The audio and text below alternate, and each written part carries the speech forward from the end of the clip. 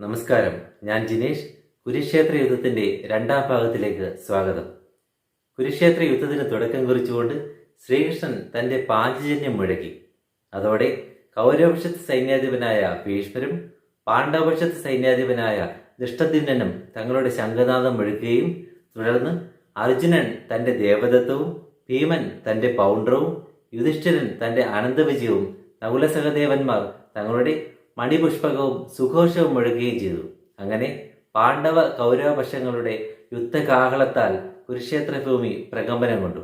പാണ്ഡവപക്ഷത്ത് സർവ്വസൈന്യാധിപൻ ദൃഷ്ടദ്യുമ്നായിരുന്നെങ്കിലും ഭീമനെ മുൻനിർത്തിയുള്ള ആക്രമണത്തിനാണ് പാണ്ഡവർ ആദ്യ ദിനത്തിൽ മുൻതൂക്കം കൊടുത്തത്. ഭീമന് പിന്നിലായി, അതായത് ഭീമന് ഇരുവശങ്ങളിലുമായി നകുലനും സഹദേവനും ഭീമന് സംരക്ഷണ കവചം തീർത്തു. അവർക്ക് പിന്നിലായി ഉപപാണ്ഡവർക്ക് സംരക്ഷണം തീർക്കാൻ അഭിമന്യുവും. അങ്ങനെ അഭിമന്യുവും പിന്നിലായിട്ടാണ്, ഏതാണ്ട് ഒത്ത നടുവിലായിട്ടാണ് യുധിഷ്ഠിരൻ സ്ഥാനം പിടിച്ചത്. യുധിഷ്ഠിരന് സംരക്ഷണ കവചം തീർത്തത് ദൃഷ്ടദ്യുമ്നനും ശിഖണ്ഡിയുമായിരുന്നു. ഇരുവർക്കും പിന്നിൽ അർജുനൻ നിലകൊണ്ടു. അപ്രതീക്ഷിതമായി ശത്രുപക്ഷത്തിലേക്ക് ആക്രമണം നടത്തുക എന്നുള്ളതായിരുന്നു അർജുനന് മേലുള്ള ചുമതല എന്ന് പറയുന്നത്. അങ്ങനെ അർജുനന് പിന്നിലായി അംഗരാജ്യത്തിലെ രാജാക്കന്മാരും ഏറ്റവും ഒടുവിലായി ദ്രുപദ മഹാരാജാവും വിരാട മഹാരാജാവും സ്ഥാനം പിടിച്ചു.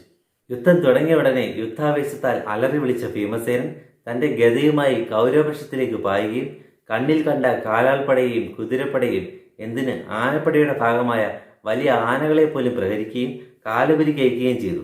ഭീമന്റെ പരാക്രമവും അലർച്ചയുമൊക്കെ കണ്ട് കൗരവപക്ഷത്തെ ഒരു വിഭാഗം സൈന്യം ചിതറിയോടി, കുരുക്ഷേത്ര ഭൂമിയിൽ ചിതറിയോടി. അതിനുശേഷം തന്റെ അമ്പും വില്ലും കയ്യിലെടുത്ത ഭീമസേനൻ ദുര്യോധനുമായി ഏറ്റുമുട്ടുകയും കടുത്തൊരു പോരാട്ടത്തിൽ ദുര്യോധനെ മുറിവേൽപ്പിക്കുകയും ചെയ്തു.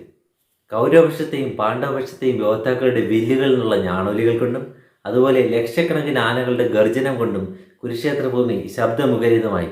അർജുനന്റെയും അഭിമന്യുവിന്റെയും ആവനാഴിന്നുള്ള അസ്ത്രങ്ങൾ കൗരവപക്ഷത്തിനു മേൽ ശരിക്കും ഉൽക്കാശിലകൾ പോലെയാണ് വന്നു പതിച്ചത്. അതേസമയം ദ്രോണരുടെയും ഭീഷ്മരുടെയും അശ്വത്ഥമാവിന്റെയും അസ്ത്രങ്ങൾ പാണ്ഡവപ്പടയും തച്ചു തകർത്ത് മുന്നേറിക്കൊണ്ടിരുന്നു. ശത്രുനാശം മാത്രം ലക്ഷ്യമാക്കി ഇരുപക്ഷത്തിലെയും യോദ്ധാക്കൾ ആർത്തലച്ച് മുന്നേറിക്കൊണ്ടിരുന്ന ഒരു കാഴ്ച യുദ്ധഭൂമിയെ പ്രകമ്പനം കൊള്ളിക്കുന്നതായിരുന്നു. ദുര്യോധനൻ നകുലനുമായി ഏറ്റുമുട്ടിയപ്പോൾ യാദവ യോദ്ധാവായ സാത്വികി തൻ്റെ സുഹൃത്തും മറ്റൊരു യാദവ യോദ്ധാവുമായ കൃതവർമാവുമായി ഏറ്റുമുട്ടി. സൗഹൃദവും രക്തബന്ധവുമൊക്കെ ശരിക്കും കാറ്റിൽ പറക്കുക തന്നെ ചെയ്തു. അശ്വത്ഥമാവ് ശിഖണ്ഡിയുമായി ഏറ്റുമുട്ടുകയും ശിഖണ്ഡി നിരവധി അസ്ത്രങ്ങൾ എയ്ത് അശ്വത്ഥമാവിനെ അമ്പരപ്പിക്കാൻ ശ്രമിക്കുകയും ചെയ്തു. പക്ഷേ അശ്വത്ഥമാവ് അതെല്ലാം ഖണ്ഡിക്കുകയും ശിഖണ്ഡിയെ മാരകമായി മുറിവേൽപ്പിക്കുകയും ചെയ്തു. തൻ്റെ ആനപ്പടയുമായി ഭഗദത്തൻ മുന്നേറുന്നത് കണ്ട വിരാട മഹാരാജാവ് തൻ്റെ യോദ്ധാക്കളോടൊപ്പം അത് തടയാനായി മുന്നേറുകയും ഇരുവരും തമ്മിൽ വലിയൊരു പോരാട്ടം തന്നെ നടക്കുകയും ചെയ്തു. ഒന്നാം ദിനത്തിൽ കുരുക്ഷേത്ര ഭൂമി കണ്ട ഏറ്റവും വലിയ പോരാട്ടത്തിൽ അർജുനനും ഭീഷ്മരും തമ്മിൽ ഏറ്റുമുട്ടി. അർജുനൻ തൻ്റെ അസ്ത്രമാരി കൊണ്ട് ഭീഷ്മരുടെ രഥത്തെ മൂടാൻ ശ്രമിച്ചു. എന്നാൽ ഭീഷ്മർ തീരെ കുലുങ്ങിയില്ല. തനിക്ക് ഒത്ത എതിരാളിയെ കിട്ടിയതിൽ ആവേശഭരിതനായ ഭീഷ്മർ അർജുനന്റെ അസ്ത്രങ്ങളെല്ലാം ഖണ്ഡിക്കുകയും പകരം അസ്ത്രമെയ്ത് അർജുനനെ കുഴക്കുകയും ചെയ്തു.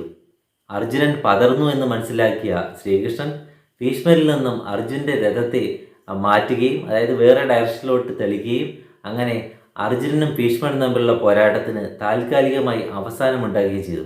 അങ്ങനെ ഒന്നാം ദിനത്തിൽ പോരാട്ടം അതിൻ്റെ പാരമ്യത്തിലെത്തി. കോപവും ക്രൂരതയും കൊണ്ട് യോദ്ധാക്കൾ പരസ്പരം അലറി വിളിച്ചു. എന്തിന്, ആനകൾ പോലും ശത്രുപക്ഷത്തെ ആനകളെ എതിരിടാനായി പരക്കം പാഞ്ഞു. പരിക്കേൽക്കാതെ ഒരു യോദ്ധാവ് പോലും യുദ്ധഭൂമിയിൽ അവശേഷിച്ചിരുന്നില്ല എന്നുള്ളതാണ് സത്യം. എതിർപക്ഷത്തെ യോദ്ധാവിനെ വെറും കൈകൊണ്ട് അടിച്ചു കൊള്ളുന്ന അവസ്ഥ വരെ ഉണ്ടായി.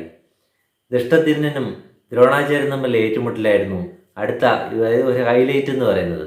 ഇരുവരും തമ്മിൽ അതിശക്തമായൊരു പോരാട്ടമാണ് നടന്നത്. എന്നിട്ടും ആരും ജയിക്കാതെ പിരിയുകയാണുണ്ടായത്.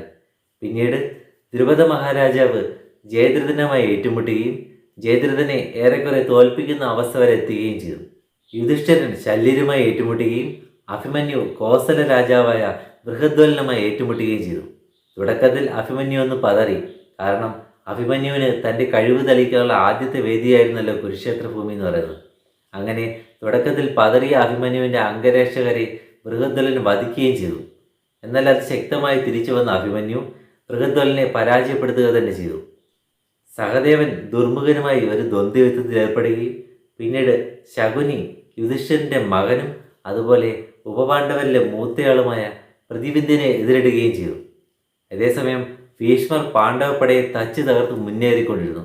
അങ്ങനെ അഭിമന്യു ഭീഷ്മരെ എതിരിടാനെത്തുകയും അങ്ങനെ കുരുക്ഷേത്ര ഭൂമിയിലെ ഏറ്റവും അത്യുജ്വലമായ പോരാട്ടം, അതായത് ഒന്നാം ദിനത്തിലെ ഏറ്റവും അത്യുജ്വലമായ പോരാട്ടം അവിടെ സംഭവിക്കുകയും ചെയ്തു. ഭീഷ്മർക്ക് സംരക്ഷണ കവചമായിരുന്ന കൗരവ സഹോദരന്മാരെ വീഴ്ത്തിയ അഭിമന്യു കൃപാചാര്യരുടെ വില്ലൊടിച്ചു. അഭിമന്യുവിൻ്റെ ധൈര്യത്തിലും പോരാട്ട വീര്യത്തിലും ഭീഷ്മർ അതീവ സന്തുഷ്ടനാവുകയും അഭിമന്യുവിനെ അഭിനന്ദിക്കുകയും ചെയ്തു. അഭിമന്യു, നീ നിന്റെ പോരാട്ട വീര്യത്തിലും ധൈര്യത്തിലും നിന്റെ പിതാവിനെയും എന്നെയും മറികടക്കുന്നതെന്ന് അറിഞ്ഞതിൽ എനിക്ക് അതിയായ സന്തോഷമുണ്ടെന്ന് ഭീഷ്മർ അഭിമന്യുവിന് നേരെ വിളിച്ചു പറഞ്ഞു. അഭിമന്യുവിന് വളരെയധികം സന്തോഷം തോന്നുകയും പിതാമഹനെ വണങ്ങിക്കൊണ്ട് അങ്ങയ്ക്കെതിരെ ആയുധമെടുക്കാൻ എന്നെ അനുവദിക്കണമെന്ന് അപേക്ഷിക്കുകയും ചെയ്തു. അങ്ങനെ അഭിമന്യുവിനെ അനുഗ്രഹിച്ച ഭീഷ്മർ അഭിമന്യുവിന് നേരെ യുദ്ധത്തിന് തയ്യാറായി. ഭീഷ്മർ അഭിമന്യുവിന് നേരെ നിരവധി അസ്ത്രമേതെങ്കിലും അഭിമന്യു ആകാശത്ത് വെച്ച് തന്നെ അതെല്ലാം ഖണ്ഡിച്ചു കളഞ്ഞു. അതിനുശേഷം ആയിരക്കണക്കിന് അസ്ത്രമെയ്ത് ഭീഷ്മരുടെ അംഗരക്ഷകരെ വധിച്ച അഭിമന്യു ഭീഷ്മരെ മുറിവേൽപ്പിക്കാൻ ശ്രമിക്കുകയും ചെയ്തു. അഭിമന്യുവിൻ്റെ പോരാട്ട വീര്യത്തിൽ അതീവ സന്തുഷ്ടനായ ഭീഷ്മർ അഭിമന്യുവിനെ പരമാവധി പ്രോത്സാഹിപ്പിച്ചുകൊണ്ടേയിരുന്നു. അങ്ങനെ പിതാമഹനും കൊച്ചുമകനും തമ്മിൽ വളരെ ശക്തമായൊരു പോരാട്ടമാണ് നടന്നത്. ഭീഷ്മർ ഉള്ളിൽ സന്തോഷിച്ചുകൊണ്ടാണ് യുദ്ധം ചെയ്തതെന്ന് മാത്രം. ഭീഷ്മരുമായി ഒറ്റയ്ക്ക് പോരാടുന്ന അഭിമന്യുവിനെ കണ്ട് അഭിമന്യുവിന് സംരക്ഷണ കവചം തീർക്കാൻ വേണ്ടി ഭീമനും ദൃഷ്ടദ്യുമ്നനും വിരാട മഹാരാജവും ഒക്കെ അവിടെ എത്തി. അവരുടെ അംഗരക്ഷകരും സൈന്യങ്ങളുമൊക്കെ ഭീഷ്മർക്കെതിരെ ഏറ്റുമുട്ടിയെങ്കിലും ഭീഷ്മർ നിഷ്പ്രയാസം നിരവധി സൈനികരെ വധിക്കുകയും ഈ അംഗരക്ഷകരെ എല്ലാം വധിച്ചു കളയുകയും ചെയ്തു. അങ്ങനെ ഭീഷ്മരും പാണ്ഡവ യോദ്ധാക്കളുമായി അതിശക്തമായ പോരാട്ടം നടന്നുകൊണ്ടിരുന്നപ്പോൾ ഭീഷ്മർക്ക് സംരക്ഷണ കവചമാകാൻ വേണ്ടി ശല്യർ അവിടെ എത്തുകയും അങ്ങനെ ശല്യരും ഉത്തര രാജകുമാരൻ, അതായത് വിരാട രാജാവിൻ്റെ മകനായ ഉത്തരനുമായി ഏറ്റുമുട്ടുകയും അതിശക്തമായൊരു പോരാട്ടം നടക്കുകയും ചെയ്തു. ശല്യരുടെ രഥം തകർത്ത ഉത്തരൻ ശല്യരുടെ അംഗരക്ഷകരെ വധിക്കുകയും ചെയ്തു. എന്നാൽ വളരെ പെട്ടെന്ന് തന്നെ സംയമനം വീണ്ടെടുത്ത ശല്യർ അതിശക്തമായൊരു പോരാട്ടത്തിൽ ഉത്തര രാജകുമാരനെ വധിച്ചു. സ്വന്തം സഹോദരൻ വധിക്കപ്പെട്ടു എന്ന് അറിഞ്ഞ ഉത്തരൻ്റെ സഹോദരനായ ശ്വേതൻ ശല്യരെ എതിരിടാനെത്തുകയും അങ്ങനെ അതിശക്തമായ പോരാട്ടം അഴിച്ചുവിടുകയും ചെയ്തു. ശല്യരെയും കൃതവർമാവിനെയും എല്ലാം അതിശക്തമായ പോരാട്ടത്തിൽ പരാജയപ്പെടുത്തിയ ശ്വേതരാജകുമാരൻ അങ്ങനെ ആയിരക്കണക്കിന് കൗരവ യോദ്ധാക്കളെ വധിക്കുകയും നിരവധി കുതിരകളെയും ആനകളെയും എല്ലാം തുരത്തി ഓടിക്കുകയും ചെയ്തു. അങ്ങനെ ശ്വേതരാജകുമാരൻ്റെ പരാക്രമം കണ്ട കൗരവപക്ഷം ചിതറി ഓടി. ശ്വേതരാജകുമാരനെ ഈ കണക്കിന് വിട്ടുകഴിഞ്ഞാൽ കൗരവപ്പട നാമാവശേഷമാകുമെന്ന് മനസ്സിലാക്കിയ ദുര്യോധനൻ ഭീഷ്മരുടെ സഹായം തേടി. അങ്ങനെ ഭീഷ്മരും ശ്വേതരാജകുമാരനുമായി നേർക്കുനേറെത്തി. ശ്വേതരാജകുമാരന് നേരെ ആയിരക്കണക്കിന് അസ്ത്രമെയ്ത ഭീഷ്മർ ശ്വേതരാജകുമാരൻ്റെ അംഗരക്ഷകരെ വധിക്കുകയും രഥം തകർക്കുകയും ചെയ്തു. അങ്ങനെ രഥത്തിൽ നിന്നും തൻ്റെ ഗദയുമായി ചാടിയിറങ്ങിയ ശ്വേതരാജകുമാരൻ ഭീഷ്മർക്ക് നേരെ പാഞ്ഞു. അങ്ങനെ ഭീഷ്മരും രഥത്തിൽ നിന്നിറങ്ങുകയും അങ്ങനെ ഗദയും എടുത്ത് ഇരുവരും തമ്മിൽ ഒരു വലിയ ഗദായുദ്ധം തന്നെ നടക്കുകയും ചെയ്തു. അങ്ങനെ ആരും ജയിക്കാതെ ഈ ഒരു ഗദായുദ്ധം മുന്നോട്ട് പോയി. ശേഷം ശ്വേതരാജകുമാരൻ മറ്റൊരു രഥത്തിൽ അതായത് മറ്റൊരു യോദ്ധാവിൻ്റെ രഥത്തിൽ ചാടിക്കയറുകയും വീണ്ടും അമ്പും വില്ലും കൈയെടുക്കുകയും ചെയ്തു. അങ്ങനെ വീണ്ടും അസ്ത്രവിദ്യയിലൊരു പോരാട്ടം തന്നെ ഇരുവരും തമ്മിൽ നടന്നു. ഒടുവിൽ ഭീഷ്മരോട് പിടിച്ചു നിൽക്കാനാകാതെ ശ്വേതരാജകുമാരൻ വധിക്കപ്പെടുകയുണ്ടായത്. തൻ്റെ സഹോദരനെ ഭീഷ്മർ വധിച്ചത് കണ്ട ശങ്കൻ, അതായത് ശ്വേതരാജകുമാരൻ്റെ സഹോദരനും വിരാട് രാജാവിൻ്റെ മറ്റൊരു മകനുമായ ശങ്കൻ ഭീഷ്മരെ എതിരിടാനെത്തുകയും വലിയൊരു പോരാട്ടം നടക്കുകയും ചെയ്തു. ഭീഷ്മരാൽ ശങ്കൻ വധിക്കപ്പെടും എന്ന് മനസ്സിലാക്കിയ അർജുനൻ ശങ്കൻ്റെ സംരക്ഷണയ്ക്കായി അവിടെ എത്തുകയും അങ്ങനെ അർജുനനും ഭീഷ്മരും തമ്മിൽ വലിയൊരു പോരാട്ടം തന്നെ നടക്കുകയും ചെയ്തു. അങ്ങനെ അത് തുടർന്നുകൊണ്ടിരുന്നപ്പോഴാണ് ദ്രുപദ മഹാരാജാവ് ദുര്യോധന നേരെ തിരിഞ്ഞത്.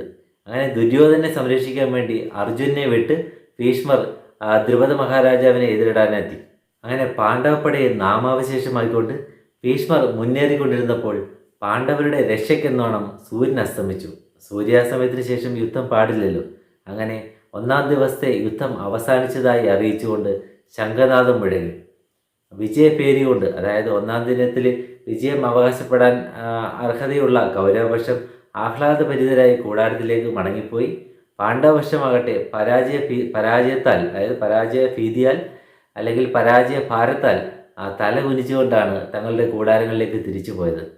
ഒന്നാം ദിനത്തിലെ പോരാട്ടത്തിൻ്റെ ഫലമായി നിരവധി ശവശരീരങ്ങളും അതുപോലെ ശരീരഭാഗങ്ങളും കൊണ്ട് കുരുക്ഷേത്ര ഭൂമി നിറഞ്ഞു. പരിക്കേറ്റവരെ ചികിത്സിക്കാൻ വേണ്ടി വൈദ്യന്മാർ പരക്കം പാഞ്ഞു. കഴുകന്മാരും കഴുതപ്പുലികളും അതുപോലെ ചെന്നായ്ക്കളുമൊക്കെ അവിടെ എത്തി മൃതശരീരം ഭക്ഷിക്കാൻ വേണ്ടി. അങ്ങനെ ഒന്നാം ദിനത്തിലെ യുദ്ധം അവസാനിക്കുമ്പോൾ, അല്ലെങ്കിൽ ഒന്നാം ദിനത്തിലെ യുദ്ധത്തിന് തിരശ്ശീല വീഴുമ്പോൾ പാണ്ഡവർ പരാജയപ്പെടുകയും കൗരവപക്ഷം വിജയഭേരി മുഴക്കുകയും ചെയ്തു. ഇനി രണ്ടാം ദിവസത്തിലെ പോരാട്ടത്തിൽ കാണാം. വീഡിയോ ഇഷ്ടമായെങ്കിൽ ലൈക്ക് ചെയ്യുക, അഭിപ്രായങ്ങൾ കമൻറ്റ് ചെയ്യുക. ക്ഷമയോടെ കേട്ടിരുന്നതിന് നന്ദി. അടുത്ത ഭാഗത്തിൽ കാണാം. താങ്ക്